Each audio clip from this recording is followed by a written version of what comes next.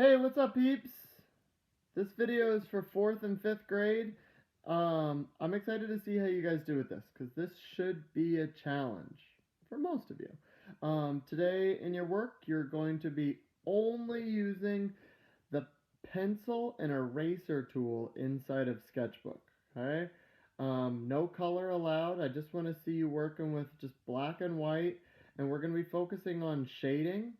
Um, you guys are going to be drawing a still life of a cupcake. Well, most still lifes, that means that you have an actual cupcake sitting on the table in front of you. You're not going to have that. I want you to kind of just draw from my example, I guess.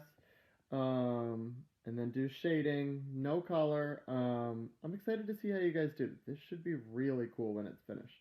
So get your examples turned in. If you didn't do your homework for last week, show me your artwork, guys. I've had a lot of people who have been showing me great examples over and over again. Some people are really feeling inspired to do more and more artwork. That's great. Do artwork. Share it with me on Seesaw. Alright, here is your example. Alright, here is my finished example.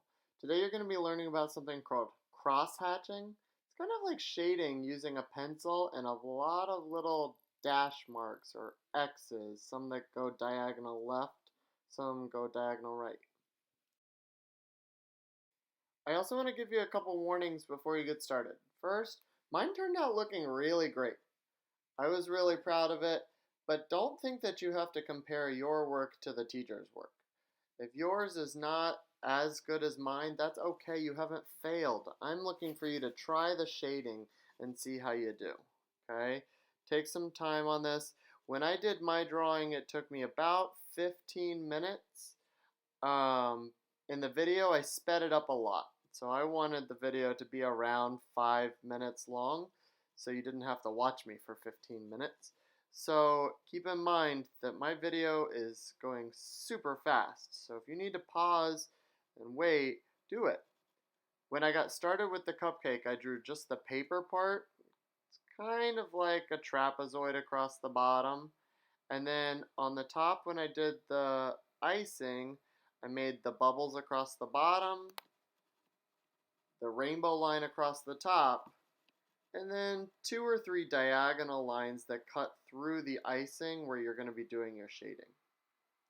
Okay, so you can see me drawing the paper and the stripes on the paper. There's those diagonal lines of the icing that I told you about. And then along the bottom of the icing, I started doing my cross hatching. Little X's. I did all diagonal one direction, all diagonal the other direction. Remember, we're only using the pencil. And then after I cross them, it starts to make it look a little darker. Especially along the bottom of the icing where it would have the most shadow, that's where you're doing the most X's. You can see me zooming in, zooming out, trying to get closer so you can do a neater job of putting those pencil lines in the right spot.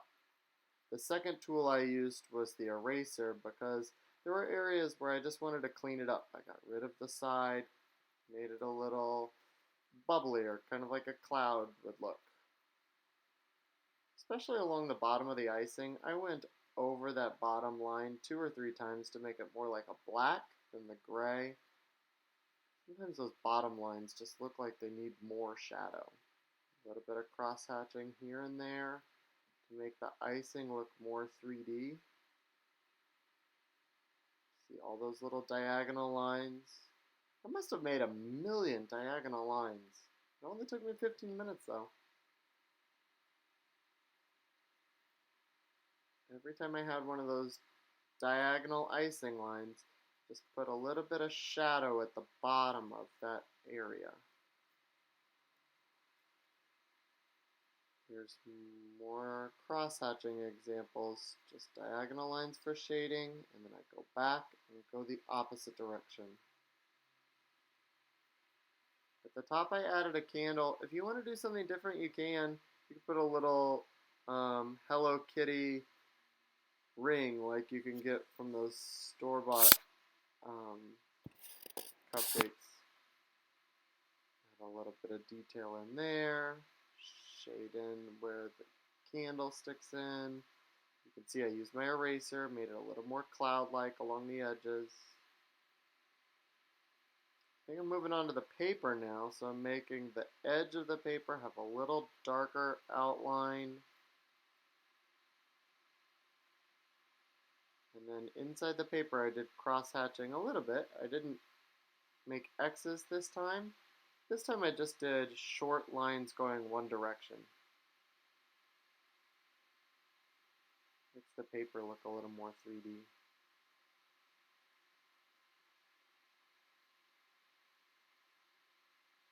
Move to the other side and make them aim towards the left side of my page. A lot of zoom in, zoom out, so I can see it closer up. Even when I messed up, you can see I usually just left those mess ups inside of there. Put a shadow on the table with cross hatching, so all of my lines go the same direction to begin with. And then I crossed them over the other direction, giving myself that checkerboard feel. And I am finished! Yay! Ta-da!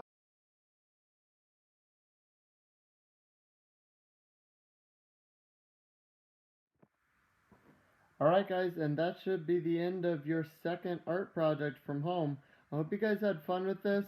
This one should be challenging. Don't be too upset if it is hard. It's kind of hard on you. That's okay. I'm always telling my son, try the hard stuff. Try the hard stuff. You can learn more from the hard stuff.